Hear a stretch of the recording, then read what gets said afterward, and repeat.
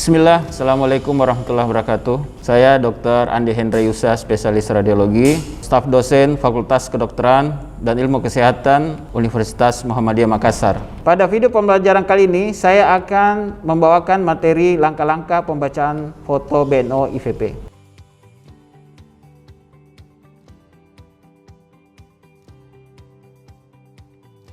Tujuan umum pembelajaran kali ini adalah mahasiswa diharapkan mampu mengenal dan melakukan penilaian pada beberapa hasil pemeriksaan radiologi kasus-kasus sistem urogenitalia. Sedangkan tujuan khususnya adalah mahasiswa diharapkan mampu menilai hasil foto BNO dan mampu menilai hasil foto IVP.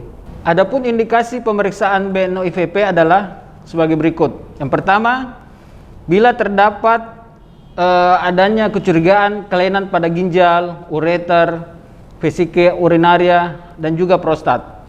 Yang kedua, mencari secara tepat penyebab dan lokasi gangguan aliran urin pada traktus urinarius, di mana batu merupakan penyebab tersering dari gangguan tersebut. Yang ketiga adalah menilai fungsi sekresi dan ekskresi kedua ginjal.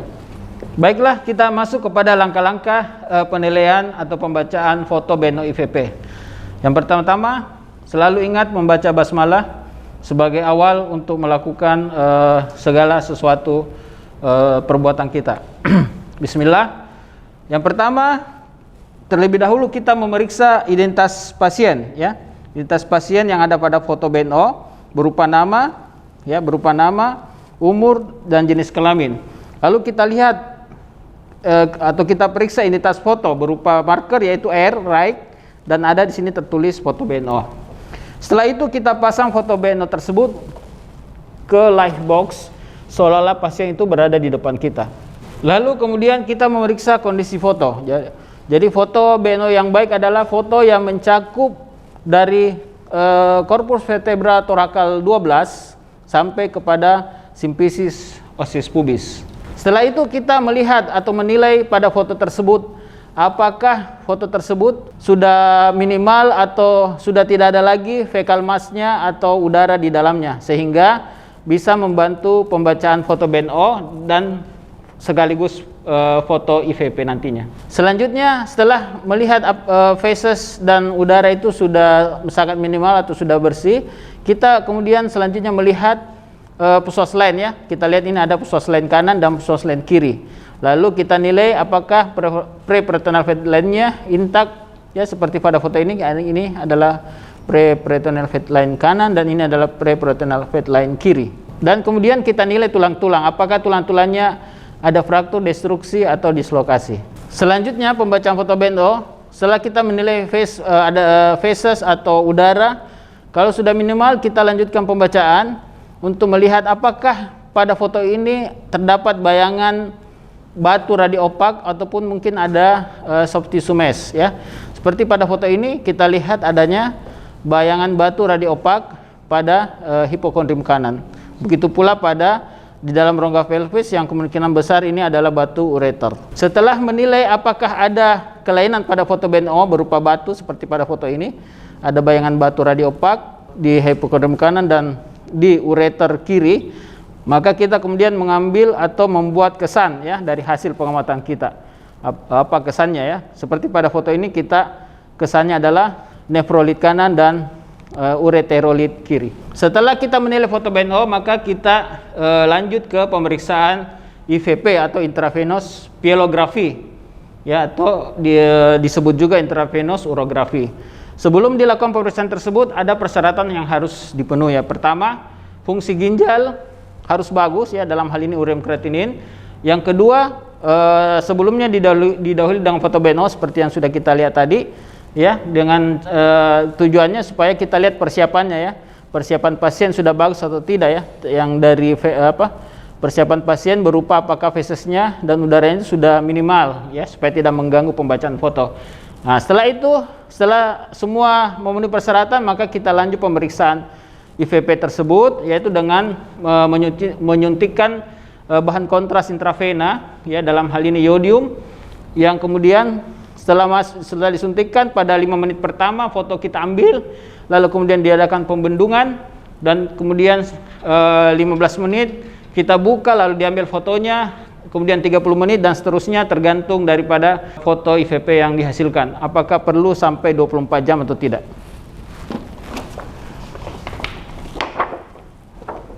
Jadi inilah foto IVP yang dihasilkan ya. Jadi seperti ini, kita lihat ini 5 menit pertama, 15 menit kemudian ya, di saat terjadi dilakukan pembendungan, kemudian 16 menit setelah diambil fotonya lagi setelah bendungannya dibuka, dan kemudian 30 menit. Nah, kalau foto IVP-nya terlihat normal, maka cukup diambil sampai 30 menit ya.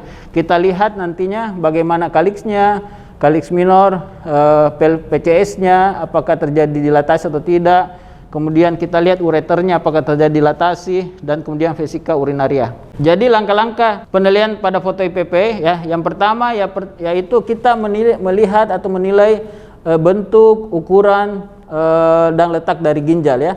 Karena pada foto IVP ini kontur ginjal itu akan terlihat dengan jelas ya, terlihat jelas parenkim atau konturnya. Jadi kita bisa nilai bagaimana bentuknya, ukuran dan lokasinya. Langkah kedua, kita perhatikan fungsi sekresi dan fungsi ekskresi kedua ginjal ya. Jadi fungsi sekresi itu ketika kita melihat, jadi fungsi sekresi kita melihat parenkim ginjal ya. Pada parenkim ginjalnya itu akan kelihatan lebih putih, berarti fungsi sekresinya baik atau normal ya. Kalau fungsi ekskresi adalah bagian dari PCS-nya. Jadi sebenarnya kalau fungsi ekskresinya baik, berarti fungsi sekresinya akan baik juga ya. Jadi kita melihat fungsi ekskresi ketika kita sudah melihat kontras masuk ke dalam kaliks minor, kemudian masuk ke PCS ya, dan masuk ke ureter. Jadi kalau kita lihat ada kontras masuk, berarti fungsi ekskresinya baik. Cuma memang kadang fungsi ekskresi itu ketika ginjal mengalami masalah akan terjadi perlambatan atau delay. Jika terjadi delay, maka kemungkinan terjadi yang disebut dengan hidronefrosis. Jadi yang kita lihat adalah kaliksnya ya, kaliks minornya. Apakah kaliks minornya yang awalnya bentuknya cupping seperti ini ya, seperti mangkok begitu. Kemudian kita lihat apakah terjadi hidronefrosis, di mana kaliks minornya akan berubah menjadi, ujungnya bisa menjadi blunting kalau dia grade 1. Kemudian kalau dia grade 2 dia berubah menjadi flattening, kemudian selanjutnya menjadi clubbing, dan kemudian ballooning pada derajat yang lebih tinggi.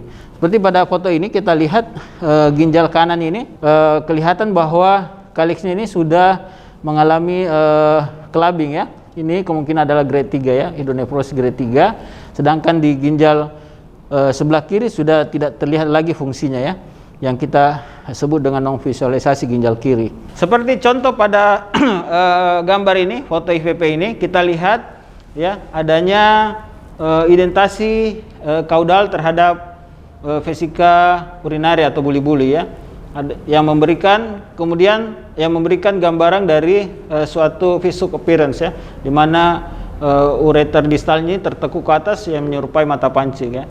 Ini adalah gambaran suatu hipertrofi prostat. Ya, kemudian setelah dilakukan operasi prostat terlihat vesika urinarianya kembali seperti ini. Namun kelihatan pada dindingnya kita lihat irregular ya, irregular yang menandakan adanya infeksi pada kandung kemih atau sistitis. Kemudian kita lihat juga ada beberapa additional shadow ya. Kita ini ada additional shadow di dinding daripada buli-buli ya, yang menandakan ini adanya atau terjadinya di vertikal buli-buli. Contoh lain dari hidronefrosis seperti pada gambar ini, kita lihat kaliks minor ya mengalami clubbing ya. Ini ada grade 3 dari suatu hidronefrosis yang penyebabnya adalah suatu obstruksi dari batu di ginjal. Ini adalah contoh contoh lain dari pemeriksaan IVP yang pada foto BNO-nya kita lihat adanya multiple vesiculit ya, adanya batu di vesika urinaria yang cukup besar. Kemudian kita lihat pada foto IVP-nya ya, kita lihat ada terjadi hidronefrosis, di mana kita lihat kaliks minornya ada yang blunting, ada yang flattening pada ginjal kanan dengan ureter yang dilatasi. Kemudian pada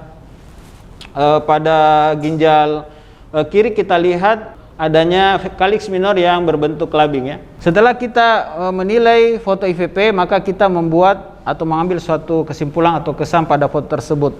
Apakah foto IVP-nya normal atau urogramnya normal seperti ini, atau pada foto ini yang terlihat adanya kelainan ya, adanya hidronefrosis grade 2-3 ginjal kanan ya, di mana terjadi delay function, kemudian unvisualisasi ginjal kiri ya, atau non visualisasi ginjal kiri.